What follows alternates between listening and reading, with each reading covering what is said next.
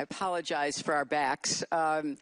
Welcome to this town hall, and we will have a chance after you hear from the panelists to have questions from the audience, so start thinking now. But this is rightly titled Fighting the Global Pushback.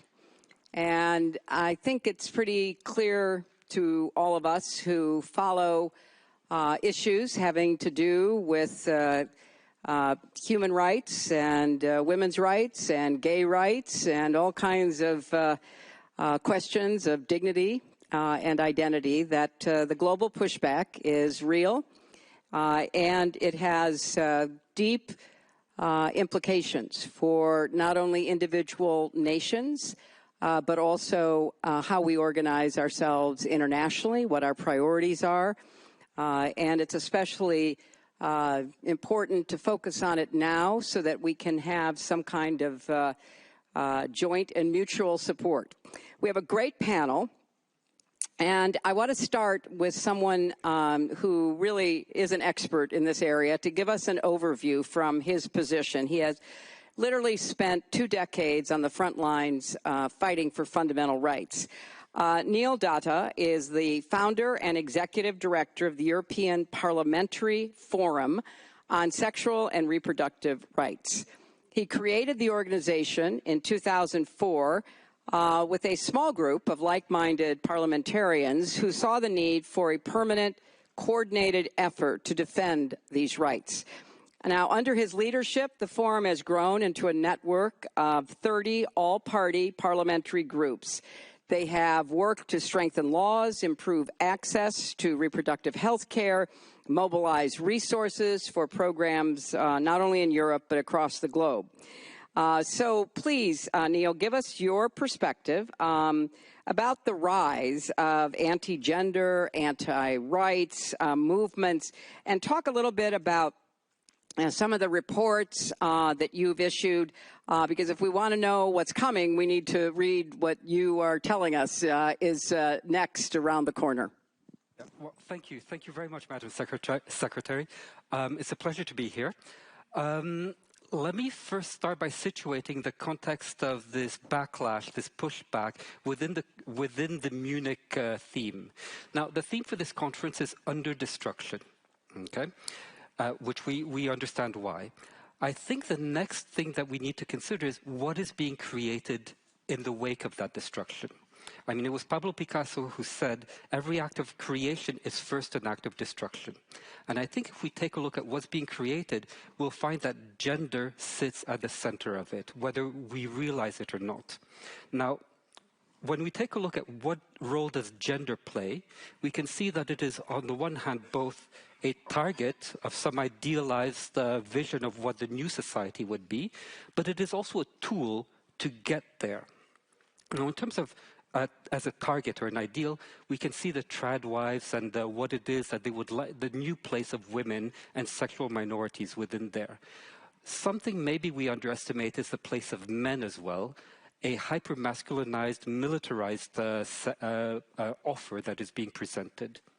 When we take a look at how it is being used as a tool, we see that the notions of gender are being used to polarize societies, radicalize young people, including young men, and also to as an entry point to reach certain political or economic objectives.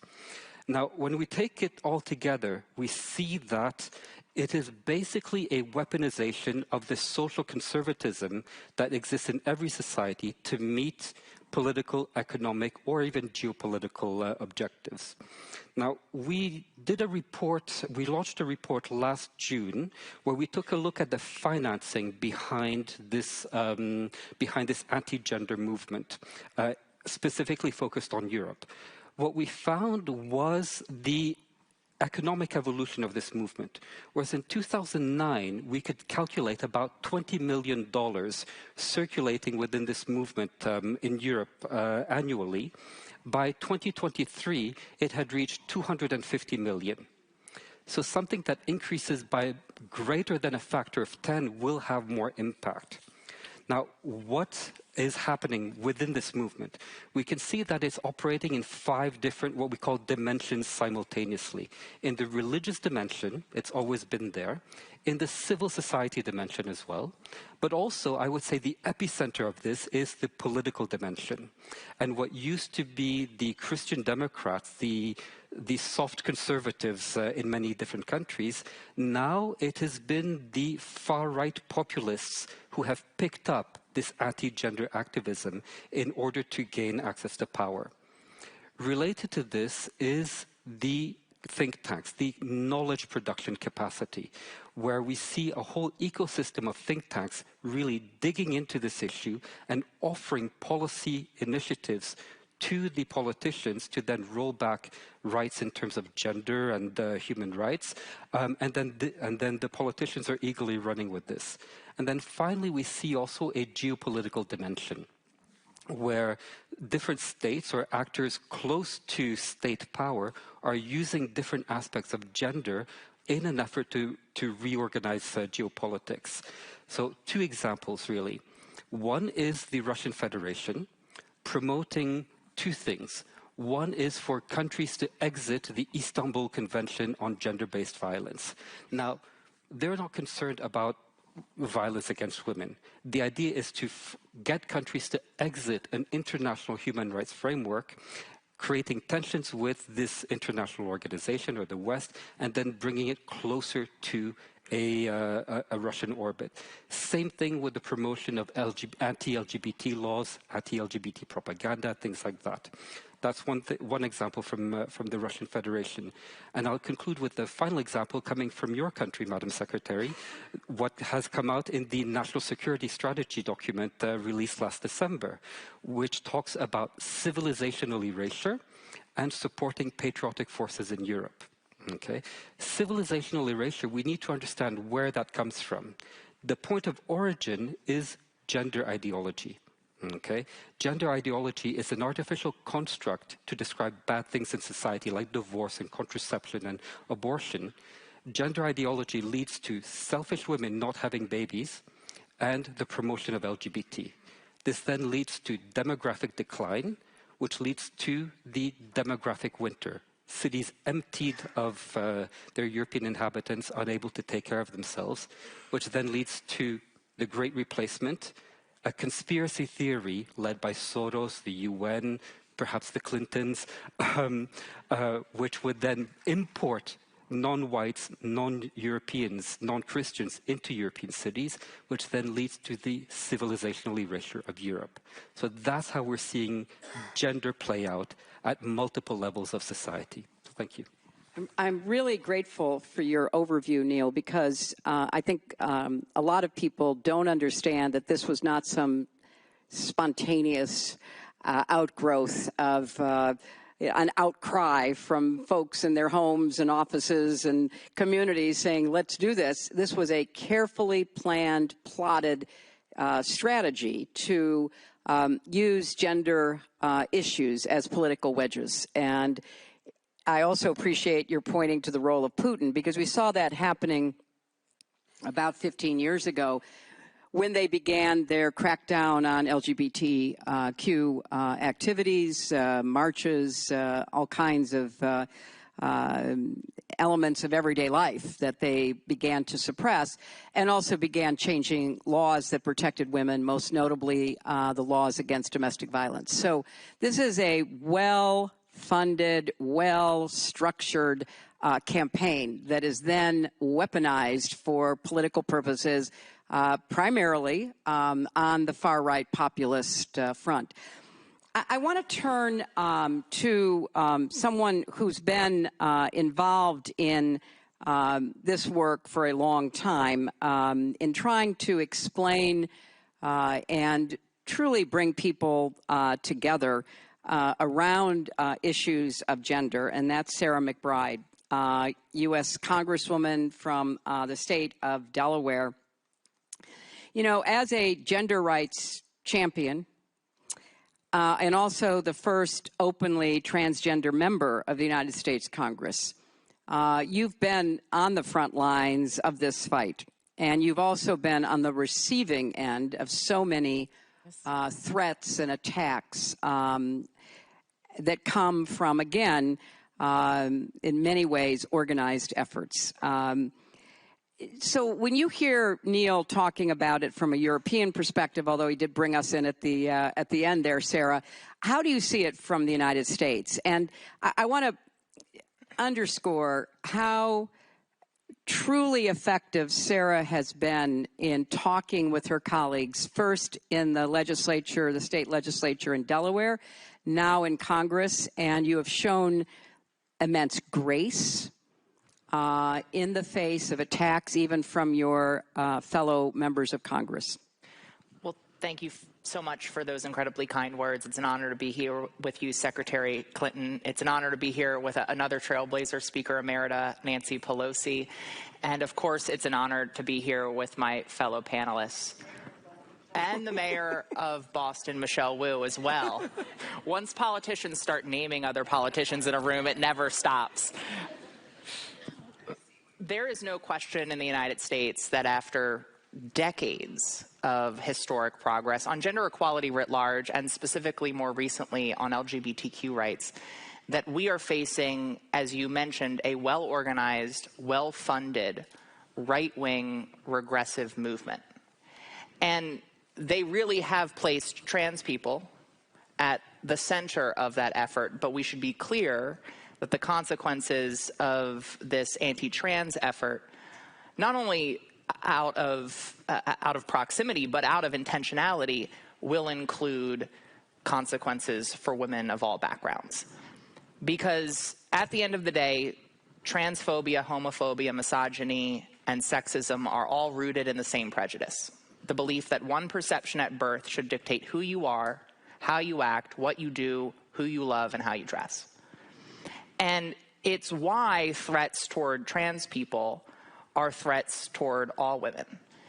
Because when they use trans people as the tip of the spear, when they come after trans people, as they are doing right now, using us as a political wedge issue, using people like me, using me, as you mentioned, as a political pawn, not only are they licensing discrimination against trans people, they're sanctioning gender policing that we know in reality actually disproportionately targets non-transgender women.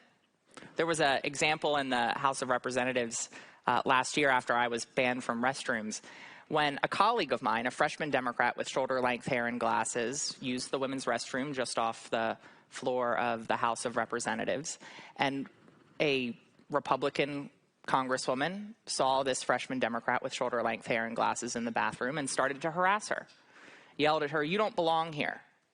And when the freshman Democrat was bemused and bewildered by this harassment in the restroom, the congresswoman went to get reinforcements from the floor of the House, brought other colleagues back to the women's restroom to yell at this colleague.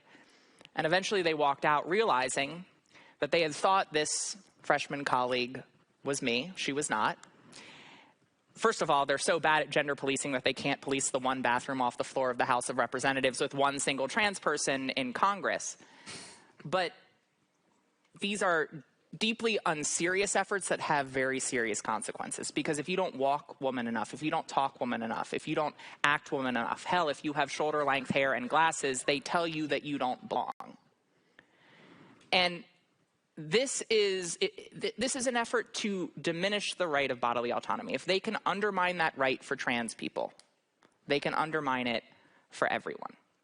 And I think we have to understand right now that gender equality is a barometer of democratic stability.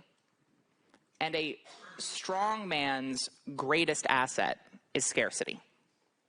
When there is scarcity in jobs, when there is scarcity of opportunity, they pick boogeymen, or in this case, boogie people, and they blame them.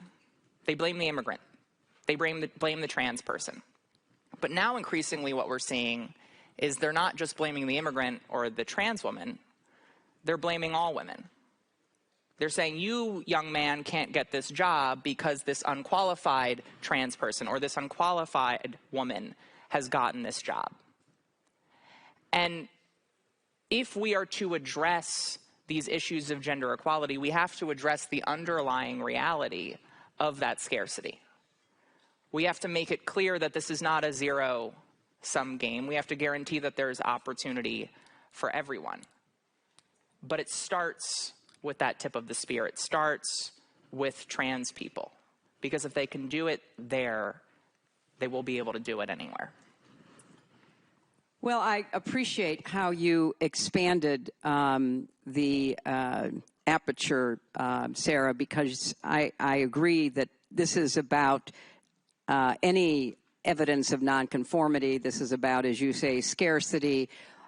This is about not falling in line. This is about questioning the patriarchy, all of that. And it's something that I think our next panelist has been on the forefront of addressing. And Benaifer, you have been, as the president of the Open Society Foundation, really on the front lines on human rights and the rest. But the thing that I want to focus you on for a minute that others may not know is you helped secure the first ever convictions for rape as a weapon of war after the Rwanda genocide.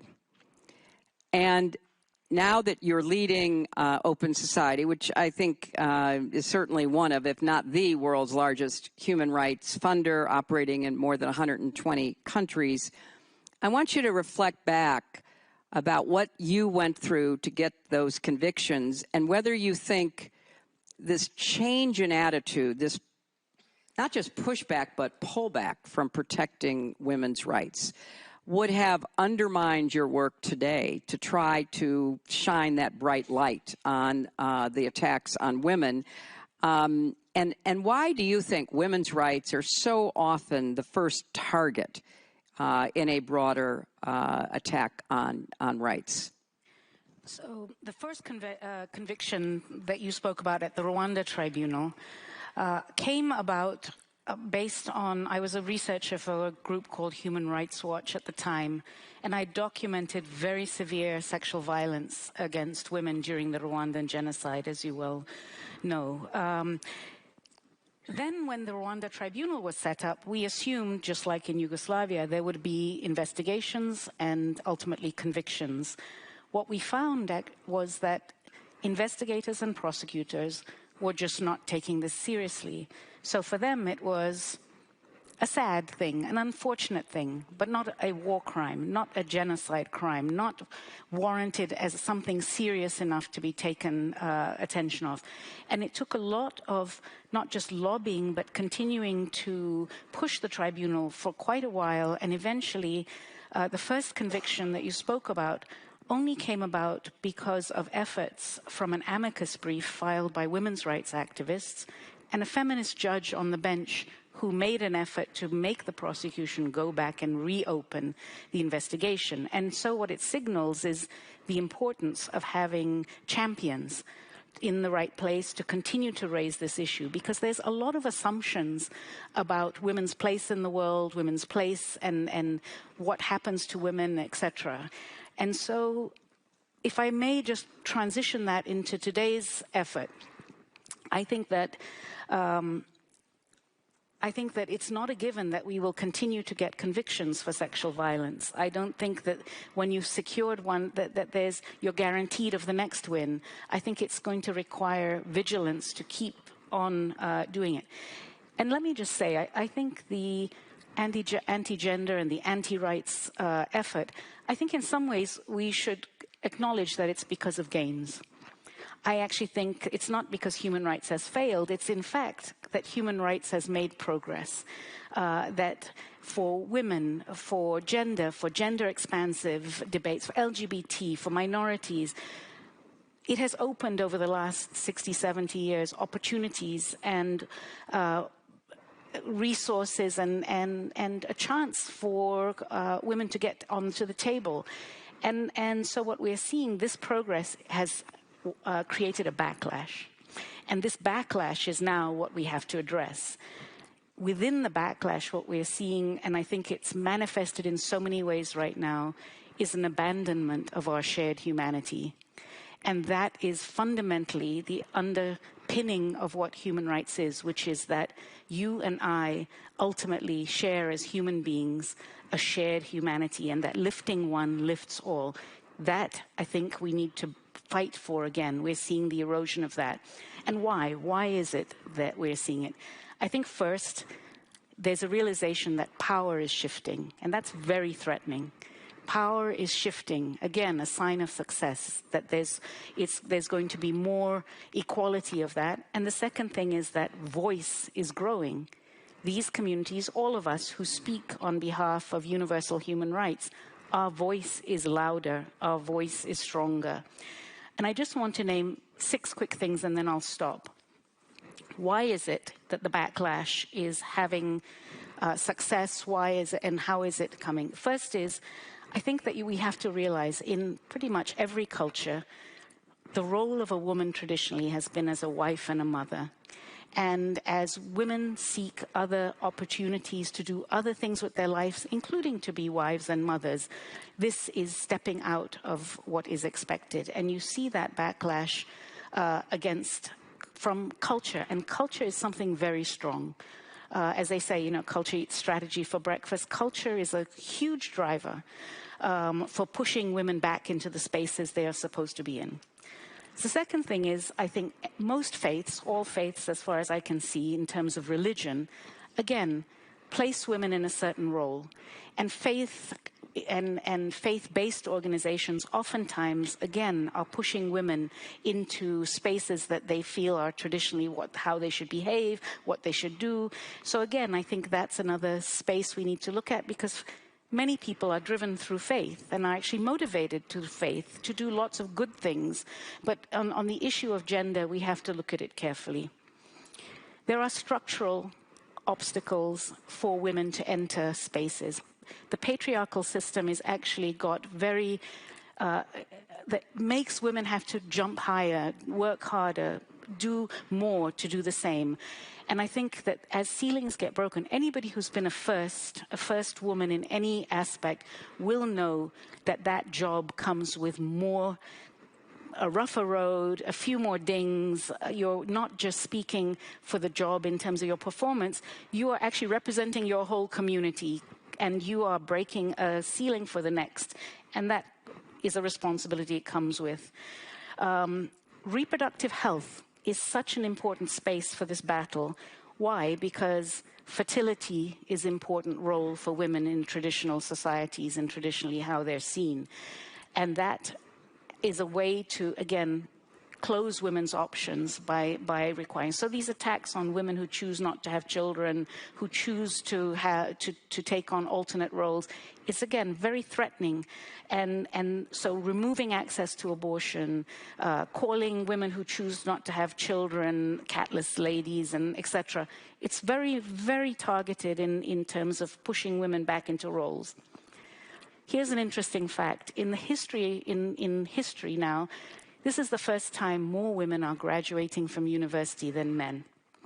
That is going to have huge consequences in the next decade of where women are going to appear, and they're going to be qualified, and they're going to be able to take positions that previously there weren't the numbers to.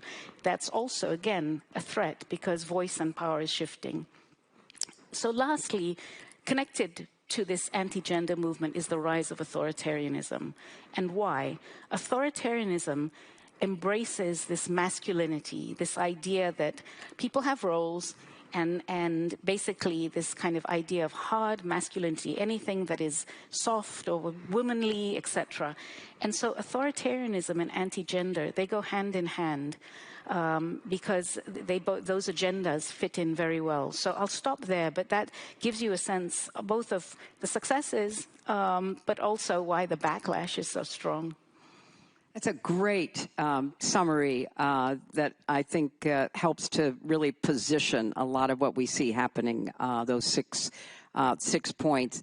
Let me turn now to Dr. Dennis Mukwege, who is a longtime friend and hero of mine, who has been on the front lines as the president and founder of the Pansy Hospital and Foundation in the Democratic Republic of Congo, where for many years he was literally taking care of women who had been assaulted and caring for them, again, of all ages.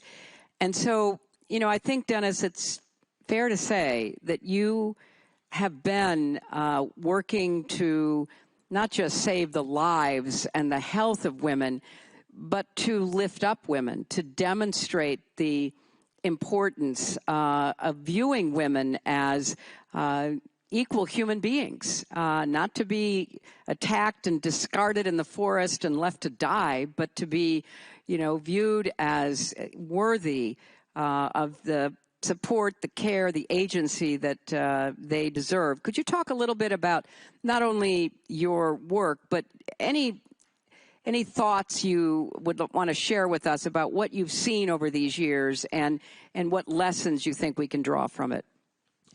Thank you, Secretary of the State. I'm now working for 25 years, fighting against sexual violence in my country. And I can say that women's rights is sitting on the intersection of individual and bodily autonomy. It's also sitting on the structure of family, religious authority, and also economic independence and political participation. And when we can see this position of women, maybe we can more understand why in conflict women are targeted, not only because they are women or targeted because they want to get sexual on them. It's not a question of sexual. It's really to target them because they know that to destroy women in community is to destroy the entire community. And my experience now for more than 25 years, I can see that when women are targeted in a community, it's really a weapon of war. It's a weapon that you can see is not destroying only women, but is destroying communities, is destroying even the country. It's a way just to make a war, I can say, without paying the cost, because to use young people, to train them to destroy women in a community, it's really very cheap weapon to use it. And the consequence on the community is not only the immediate consequence, we have the long-term consequence, but now we can see intergenerational consequence on the use of rape as a weapon of war in many countries. So when it comes to the Republic Democratic of Congo, where I'm working, I can see that now we have the big number. I think it's more than 7 million of people who are internally displaced. And when you talk with them, you can understand that women are afraid to be raped. And the use of rape is really psychological weapon because it's to touch on your own dignity. And the women, not only women, but also their daughters and the whole family. So the massive displacement of the population is following with the place where rape is happening. This is the first consequence. And when the population is internally displaced or refugee, their life is it becomes completely different before the rape and after the rape. The second thing is to downsizing the demography. And we can see that when women are raped, they are targeting their genital in shooting, in putting product in the genital. All these things have nothing to do with sexuality. It's just to destroy their capacity of fertility. And we can see that with sexual transmitted disease, with AIDS, you can diminish the demography of the population in just using rape. The second thing is when women are raped in front of their children, the husband, the community, most of the time they have a kind of guilt that they should not get, and they are ashamed for what happened to them. And the relation in the society is completely changed because the mother is feeling that I'm not at all a mother. When it happened to me in front of my children, in front of the family, how can I play this role of mother? But also the husband has the same feeling that I could not protect my wife. And for children to see this kind of things on their parents, who are their own hero, it's just dramatical. And the consequence is that the fabric of the society is completely destroyed. So everyone loses his own identity in the community. And the last thing is the economical consequence of rape. And we can see that in most settings, the economy is completely destroyed. So I think that women are playing a big role in the community, and use rape as a weapon of war is really to destroy all capacity of the community, not only to destroy their identity, but also to destroy the social cohesion. And there I think that the population don't have capacity to organize themselves. Now we are working in many settings around the world, and we can see that this weapon is used everywhere in all conflict, because it's very effective, it's destroying and destroy all the capacity of the society to rebuild their own society. You know, Doctor, that was such a powerful description of why rape is a tool of war, because unlike just killing your adversary and then counting the bodies that you have caused people to die, you are destroying community, and you're destroying the future of the community. You're destroying the potential for resilience of that community. You may be destroying the opportunity for replenishing that community because of, as you said, damages done to fertility.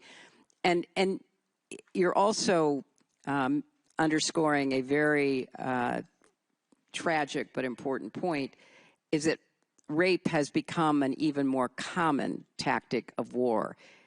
There's no doubt that, you know, Russia and Ukraine, from the very first days of the invasion, used rape as a way to demoralize and undermine the population. So this is an incredibly important point, and we have to make sure that we don't let people overlook the damage that is done. Terry Reinke is a member of the European Parliament, co-president of the Greens EFA parliamentary group. You are on the front lines of fighting democratic backsliding, the anti-rights movements that Neil was describing, and that are increasingly coordinated across borders. And it's not just among European countries, because a lot of the financial support for these movements comes from the United States. There's a clear, money trail across the Atlantic. What are you seeing, Terry, in terms of the tactics that these anti-rights forces are using to gain ground? And what is the most effective form of resistance? How do we fight the pushback? Thank you very much. First of all, I really want to say this. A lot of you have also hinted towards it, but I really want to say it. It is obviously about women, and it is about trans people, and it is about different minorities. But at the core of it is a power question. And this is really authoritarianism against democracy, what we are seeing. And there are different axes where this battle is being fought at the moment. I would say in Europe, migration is one of those battles where we have a very and really increasingly toxic debate. Climate as a green is one of those battles where now we see that the same mechanisms are being used in order to go against climate action. And the third one is gender, and has been gender now for a long time. And let me say this first, because Neil was talking about how in Europe this has already been going on for a while and how it increased. I have to say, and I think we have to be critical to ourselves, for a very long time we underestimated this movement. And we underestimated exactly what you were saying, Madam Secretary, that they are very well networked and they're very well organized across borders. As a German, we thought, these people, they are nationalist, they are not going to work together with people across Europe or with people in the US, but they did, and they did it very, very effectively. And I think we reacted too late, but now, and this has been going on for a while now, I think we do understand what is happening, also because of the great work of different civil society organizations, and we are indeed fighting back. And I think the question of resistance also has to be at the core of what we want to do, and I want to give you two examples.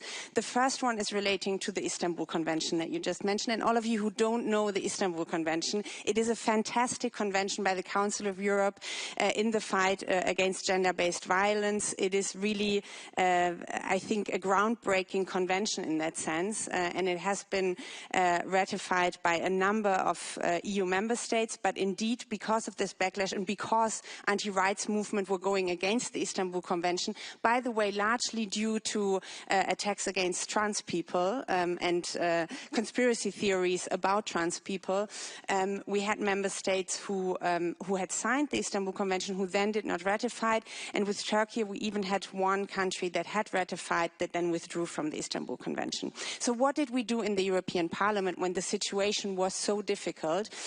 Basically we said, okay, if not all EU member states are ratifying the Istanbul Convention, why doesn't the European Union ratify the Istanbul Convention?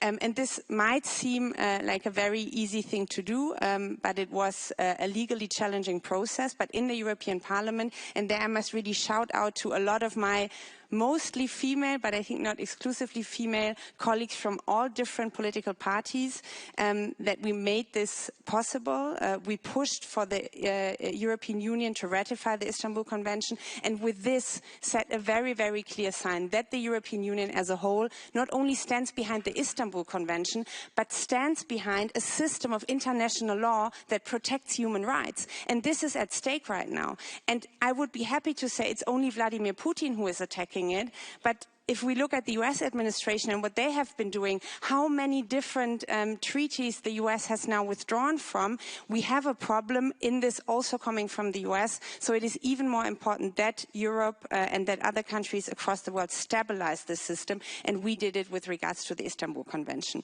The second example I want to give, and there again I unfortunately have to look at the US, when the Supreme Court overruled the Roe versus Wade verdict, of course, this sent shockwaves across the world, because the question of the right to choose was and is, I think we are all aware of this, is put in this position. And I have to give a big shout out to her, because she was my girlfriend at the time, Mélanie Vogel, a French senator, and a lot of women lawmakers in France took this as a starting point for creating a process of putting the right to abortion into the French constitution. And it was an uphill battle, I can tell you, because I was very close to following it, but they managed. And now the right to abortion is part of the French constitution. And I think this is a fantastic way of how we can not only rely on what we have achieved in the past, but actually codify and stabilize these rights in constitutions. We as a European Parliament call for the same thing, to have the right to abortion being inserted into the Charter on Fundamental Rights of the European Union, which would be a fantastic step to do exactly this. But why am I saying this? I think sometimes when we look at the world, I feel this way, it's so grim and it is so overwhelming, and there are so many bad things that are happening, and I don't want to relativate this. But when we work together, we can also fight back. And I think that these kind of examples are really the light that we all have to see sometimes in order to fight back and to win back these battles, because I still fundamentally believe that we can win this and that we will win this.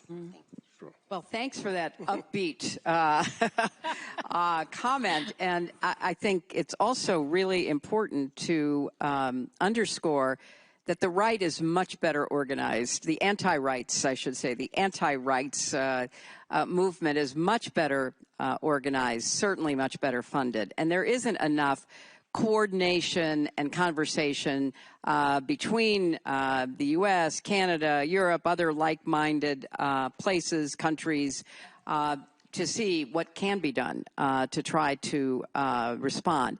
Is it time for us to go to the audience? Okay, well, we will go to the audience. So does anyone have questions for any of our panelists? Lots of questions. I'm going to take 1, 2, 3 right there, and then anybody back there, I'll turn and... Thank you so much. My name is Sevgil Musaeva, chief editor of Ukrainska Pravda. So my first question to Dr. Mukwege. We also face with sexual violence as a part of war strategy in Ukraine.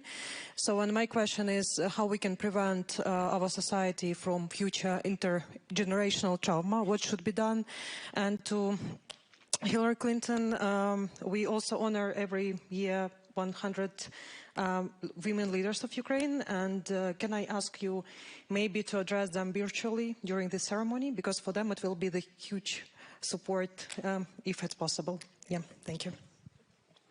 Dennis, do you want to respond? Thank you.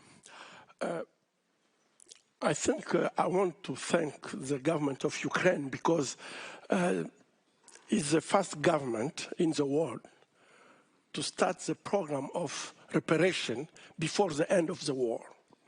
And talking about what we are doing, we have good cooperation with the government of Ukraine to just support what we call holistic model. And this holistic model is a way to take care of women after to go these terrible things. And this can't wait until the end of the war. This can be very late. We can see the victim of the Second World War. I saw them. And after 70 years, they still get the stigma of what happened to them.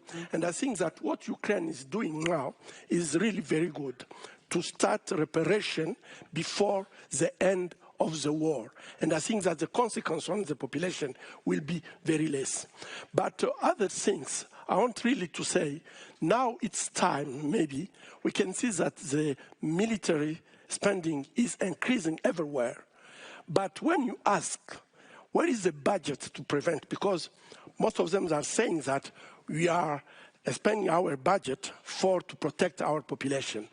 But when we accept that rape is a weapon of war, in this budget, we don't, for many countries, there is not a budget to prevent the consequence of rape during the conflict. And I think that if this budget is not, we can't make this budget now, when the war will, it will be late to do something. So I think that Ukraine is really an example, not only to treat women in a holistic way, medically, psychologically, to support them, so to reintegrate them in the society, and to support also legally, to collect all the evidence during the war. This is very important because after you can't go in justice and make reparation. So I think that, thank you so much for what you are doing, and really you are an example. Many countries should take example on you, what you are doing. I did not know that. That's a great step forward to deal with the consequences of rape during the war. Destigmatize it, support women, support their families. Don't let the community effects be as severe. Yes, yes, here comes the mic. Brankica Jankovic, human rights expert from Serbia. Maybe more comment than a question, but for Madame Norvoev. But for those of you who face anti-gender narratives, you are lucky, because it's a clear situation. We have to fight against that. But what we face in my country and maybe broader in the region, it's something we call pro-gender narrative, led by conservatives and right parties, which misused narrative and to promote and to pretend that, look at us, we have quota, we have 40%, 50%, but what happened? Women embrace patriarchy as values, as cultures, and they justify all their wrongdoings. So I fully agree with you, Madame Norvoev, that you emphasize critical role of culture, because we all have laws, better or less better. This is what happened with the Istanbul Convention. But nobody reads law in order to behave in the daily contacts. People behave according to their values, cultures. How to include more culture, what we should do in order to create a different landscape. This is what I think, this is what we need. Not legal framework is okay, but I think we need something more. Just to say, I agree with you. I do think that a lot of sexism is culturally driven. It's not that there's a law that says women should be second-class citizens or women are not allowed to sit on the bus or what. But the fact is, when you start looking at who's at the table or who has power or who gets included or how people are treated, there's a lot of that's driven by culture. I think we also have to address some of the knock-on effects that are coming from the far-right movement in terms of young men and their attitudes to women, because some very odd unintended consequences that are appearing in young men that I think need to be addressed, who are feeling disempowered, who are feeling it's a win-lose situation, that women have come and taken their place, who have very deep misogyny embedded in their messaging. And it's connected then with a lot of online perceptions of women. There's a lot of online abuse that's directed from these perceptions that come from that. So I do think that, again, that's a new culture that's emerging in the next generation. Can I just build off of that? Because that goes directly back to what I was talking before about the scarcity environment where young men are increasingly feeling hopeless for their future. And that crisis of hope, that crisis of belonging creates fertile ground for that scarcity, that competition for opportunity that is even fiercer and will only be fiercer with AI. Reducing jobs while increasing productivity and wealth among the few, that it's going to create even more fertile ground for the despondency and the hopelessness to be exploited by far right-wing politicians and movements who often will place the blame on women of all different kinds for taking those opportunities. And to your point, you cannot actually address this if we don't grapple with the role that social media is playing in both connecting far right-wing movements and voices, but then really normalizing rampant, horrific, violent homophobia, transphobia, racism, and sexism online. It has brought it back to the surface in a way that has given license to a generation of young people who are growing up online to use that kind of rhetoric and to adopt that worldview in their everyday lives. Young men today in the United States are far less likely now to agree with the sentiment that women deserve equal opportunity and women deserve to be paid the same as men than they have been in 30 years. It's at a 30-year low. And that is partly because it has been exploited through scarcity and fostered and normalized online. Neil. Thank you. Just wanted to react very briefly to our colleague from Serbia. Very important point, because I think we really need to understand that it's not men versus women and sexual minorities. When we take a look at some of the far-right populist parties in Europe now, several of them are led by women very successfully. A survey an investigation came out in France that pointed to the number of openly gay members of parliament in the French National Assembly. The political party with the largest number was the far right. It was not the left, not the Greens or the Socialists, the far right. So, yeah.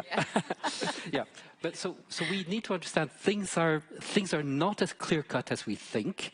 And just as a way to understand it, I'd like to maybe refer to a pop culture reference, The Handmaid's Tale. Okay, I'm sure many of us have seen this. Okay. When you take a look at who was the day-to-day abuser of June, the handmaid, it was the colonel's wife. It was not the men. It was other women. And I think we need to understand that women have their place within oppressive patriarchal systems. And then on the point of young men, I think we need to see that also there's something horrible happening there. they're part of this manosphere, but as well as being agents within this, they are targets and victims of this. Yes. This information is specifically targeting them and formatting their young brains when they're not old enough or mature enough to understand what is happening and bringing them down a very dark pathway. It radicalizes them, and then it also makes them prone to all sorts of grifts and scams that can lead to, in fact, self-harm. So I think we need to understand that they are agents of this problematic point of view, but they are also targets and victims of it. Absolutely. Really good points. Yes. Thank you so much for bringing this topic to the conference. It has been a great conversation. My name is Mayra Martini. I'm the CEO of Transparency International. And as a global civil society organization with presence in more than 100 countries, we're very concerned about another trend that is also cross-border, that is the shrinking space for civil society to operate. It's not very far. The European Parliament has investigation inquiry open at the moment, looking at funding for civil society. We have rules restricting the ability of civil society to operate in many countries, and it has increased dramatically in the last year. And of course, the decision of the US of moving away from development aid also going to have an impact, is having an impact of civil society organization across the world. So my question is, how will this impact the ability of society to fight back and push back on the backlash? Because I think civil society organizations have been quite important. So I wanted to hear your views and what it is that we can do to stop this other trend that is quite problematic. Thank you. Carrie. I completely agree, and I very much agree with your analysis that also the successes that we have had where we actually managed to push back, they were only possible because of a very big engagement of civil society organization. And I would not only say gender is the only field, in a lot of other respects as well. So this is exactly why they are attacking civil society organizations, because they are a nuisance. They are standing up for fundamental rights. They are standing up for rule of law. They are standing up for democracy. So they have to go away. And you can see that in the playbook of authoritarianism. They go for media. They go for civil society organizations. Then they go for minority groups that are easily caricatured. And then they take away fundamental rights of everyone. So this is the playbook that we are seeing. And you are right, in the European Parliament, we are seeing it. And I must say, in the European Parliament, it is unfortunately not only the far right. It is also center-right and conservative parties that are following down this path right now. And I think, and I come from Germany, you know, it's not that the Nazis in 1933 had more than 50% of the votes. It were also democratic parties from the center-right who gave the power to the far right. And I think this is a critical moment where we also have to really push the conservatives and some liberal forces not to go into governments with far-right parties, not to follow this playbook, but to stand up in the center for democracy and to defend one of, I would say, the essence of democracy, and that is a lively and loud civil society. So my full support for the civil society organizations that are under attack right now. We, as the other democratic groups, we are in the European Parliament fighting back. But yes, it is an uphill battle, and I think it's going to be a battle that will continue over the next years and will also really define how successful we will be in fighting back against the backlash. Anybody back here who has a question? Okay. I will just add on the USAID very briefly. It was intentional. There is a reason why they went after USAID first. The first part of it was because they knew that public support for foreign aid was very low. After decades of actually center-right members of the Republican Party demonizing foreign aid as a waste, they knew that they could undermine USAID as the first agency in the federal government that they could decimate in order to, in some cases down the road, privatize efforts, right? They used USAID as a precedent that they are now trying to use with the Department of Education, the agencies within the Department of Health and Human Services. The list goes on. So that was the first reason. But the second reason was precisely your comment, that they knew they could decimate the international structures in place to protect women, to protect religious minorities, to protect LGBTQ people. And so it was two birds with one stone, or as I heard the other day, two flies with one swatter here. I guess it's a European idiom that I had not heard. And in addition to the USAID decimation, I was just having a conversation today about, on top of that, the change in the global gag rule from the United States. I was just talking with someone that some of the changes as it relates to reproductive health care is making them question whether they can even provide services to refugees who have been raped, healthcare services to refugees who have been raped. Of course, for LGBTQ people, trans people in particular, it raises questions whether these NGOs, these civil society organizations, can provide supports to trans people who are facing not just legal discrimination, outright violent oppression by their governments. And so there is a reason this was at the start. It laid the foundation for the decimation of the rest of the private government in order to privatize it, but also to undermine what little insufficient infrastructure we had in place to promote democracy and human rights globally. Thank you. Yes, yes. Can we get a microphone to this gentleman? Great, thank you. My name is Khalil Bird, KB. I'm a board member of an organization called With Honor in the United States. We elect principled veterans to Congress, and thank you both for everything you've done. For the two of you, I want to talk about the financial networks, and if you could sort of double click on that a little bit more and talk about who's in the best position to break those networks up, and how would that be done? Yeah, excellent question. What we found in terms of the financial networks, if I take a look at the nearly 1.2 billion that has been circulating in Europe for the past 5 years, 3 points of origin. United States, about 11-12%, Russian Federation, 25%, the rest comes from Europe itself. So even if we take out the foreign component, Europe is funding its own anti-gender, anti-rights movement. And this number has grown over the past 5 years. So we need to understand that.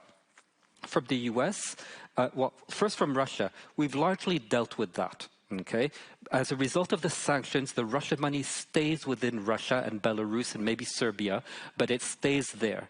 The thing we need to consider is, as these discussions on Ukraine move forward, one of the things that both President Trump and President Putin seem to really want is some lifting of the sanctions. Should that happen, this could potentially unleash billions of Russian rubles onto the world and fuel anti-democratic movements. So I think that's a corollary that needs to be considered in the discussions around any Ukraine deal that would come up. When it concerns Europe as such, one of the biggest challenges that we have is lack of transparency. You have different little national rules, and we're here in Germany. Germany is the worst. It is a black hole of financial transparency. We get better information from the Russian Federation. We need to learn Russian, figure things out, but we don't have information from Germany. When we have flows of funding, which they're not illegal, but they are what some are calling undesirable, and they alter our democracies, we need to have a way of counting that, or at least of being able to be aware of this. So, and we don't have that system. And I think I go back to what Terry was saying. For a long time, we underestimated this. We thought it was simply our local religious conservatives who have always been like this. They'll always be like that, and that's part of democracy. We have completely underestimated how they have really weaponized this social conservatism towards political and economic means. And now we're only now getting to it, so that we're having this discussion now.